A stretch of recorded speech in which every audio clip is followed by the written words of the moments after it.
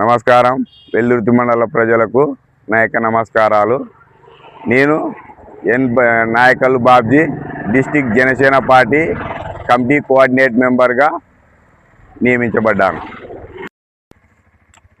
NRJC ఆధ్వర్యంలో NRJC నిధుల కింద పల్లెబాట భాగంగా 2025-26 సంవత్సరంలో మూగజీవులైనటువంటి పశువుల కోసము నీటి తొట్టులను ఏర్పాటు చేయడం జరిగింది.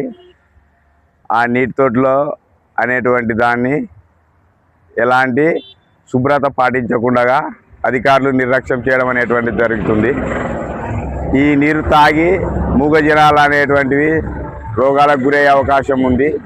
కాబట్టి ఈ మూగజీవుల నుంచి ఏర్పడే ఆ రోగాలు కూడా ప్రజలకు వచ్చి ప్రజల్లో కూడా రకరకాల రోగాలు రావడం అనేటువంటిది జరుగుతుంది.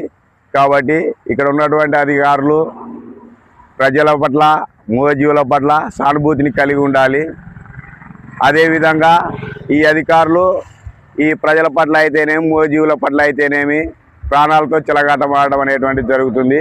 కాబట్టి దీన్ని దృష్టిలో ఉంచుకొని వీలైనంత త్వరలో అలాగనే ఈ నీటి తొట్టిని క్లీన్ చేయవలసిందిగా కోరుచున్నాము.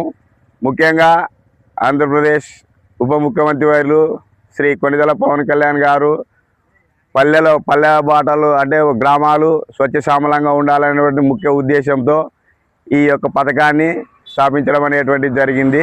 కాబట్టి అధికారులు ఈ ప్రభుత్వానికైతేనేమి డిప్యూటీ సీఎం అయినటువంటి పవన్ కళ్యాణ్ గారికి అయితేనేమి ఎలాంటి చెడ్డ పేరు తాకోకుండా వీలైనంత త్వరలో వీటిని శుభ్రం చేస్తూ ఎప్పటికప్పుడే వారి యొక్క ఆధీనంలో వీటిని ఉంచాలనేటువంటి ఉద్దేశంతో ఈరోజు ఈ మండల ప్రజలకు తెలియజేయడం అనేటువంటిది జరుగుతుంది. అలాగనే అధికారులు కూడా వీలైనంత త్వరలో స్పందించి దీన్ని ప్రతిరోజు కాకపోయినా వీలైనంత వరకు శుభ్రపరచవలసిందిగా అధికారులకు మనవి చేసుకుంటున్నాను. ఫస్ట్